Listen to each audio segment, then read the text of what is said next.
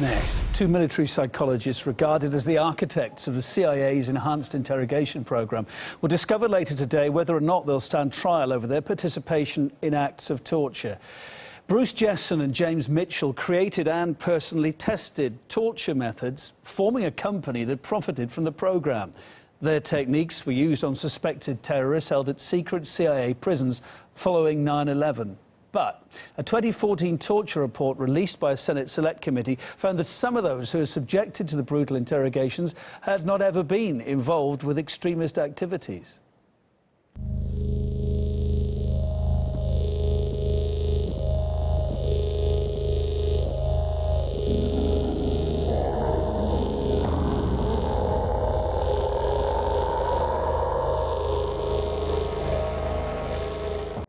Michael Kearns, who worked with one of those psychologists, had devised a program to help US servicemen withstand torture. He says his work on SEER, as it's known, was used by one of the men then to develop newer and more brutal torture techniques.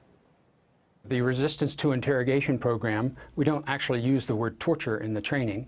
However, there are torturous techniques that are used to certain levels during the training. This is all part of a program that's called SEER, S-E-R-E, Survival, Evasion, Resistance to Interrogation, and Escape. So what we were doing, we're protecting those operators, those people on strategic reconnaissance flights, doing operational work around the world to collect intelligence, and also those that were operationally working in counterterrorism, how to resist enemy interrogation. And those techniques were educatively very precise and were not used to hurt or harm the students. And every student had a stop code, a code that they could use at any time to have all activity stop. So again, torture in the mind of a student is different from being tortured for days and days and weeks, which is what we're hearing about the Bush-Cheney torture program. All of the activities that went on by the CIA were grossly beyond anything at the SEER school standards, from my opinion. Please understand that I retired from the U.S. Air Force in 1991. Only in 2006 or 2007 did I even have an inkling that these people that I haven't seen for dozens of years were doing this. Roger Aldridge, Bruce Jessen, and Jim Mitchell were the people behind the torture program. It was the people that I worked with for several years that had taken and reverse engineered the harsh part of SEER and turned it into the EITs, the Enhanced Interrogation Program, brutal techniques. The lawyers, the two psychologists, meantime, in question, say their clients are innocent and should be viewed like the suppliers of poison gas to the Nazis were. That is, simply doing business in line with a contractual agreement. One former CIA agent, whistleblower, told us that the men received $81 million for their work. The reason why Mitchell and Jessen were put in charge of this terrible, this important program was because the CIA simply had no experience in this kind of thing. Nobody in the CIA was trained in interrogation. That's an FBI job.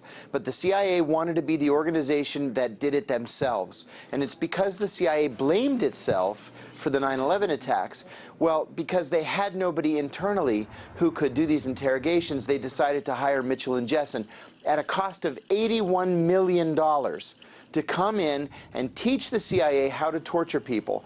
At the end of the day, Mitchell and Jessen were the ones who flew out to the secret prison site overseas and actually carried out the torture themselves. We know from the Senate torture report, for example, that it was Mitchell and Jessen who were personally torturing these prisoners. There was no discussion of ethics, there was no discussion of morality, and once the memo was signed by the president, there was no discussion of legality.